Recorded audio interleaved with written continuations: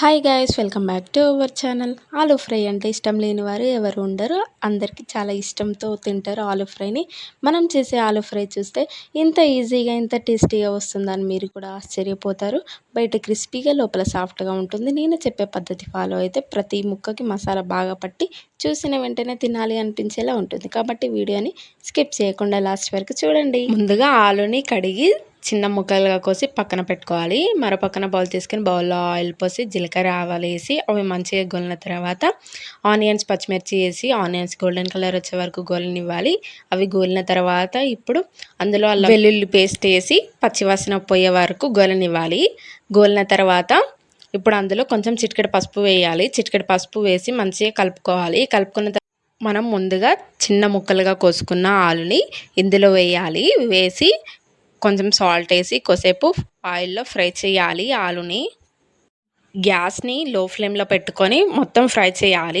ఇప్పుడు ఆలు సగం ఫ్రై అయిన తర్వాత అందులో కొత్తిమీర వేయాలి. కొత్తిమీర వేసి మంచిగా కలుపుకోవాలి. ఊకి కలబెడుతూ ఉండాలి. ఎందుకంటే ఆలు ఫ్రై మొత్తం ఆయిల్లోనే కాబట్టి మాడిపోతుంటుంది కదా, అందుకే ఊకే కలపాలి. గ్యాస్ అనేది లో ఫ్లేమ్లో పెట్టుకొని ఫ్రై చేసుకుంటే ఆలు అనేది మంచిగా క్రిస్పీగా సాఫ్ట్గా ఉడుకుతుంది.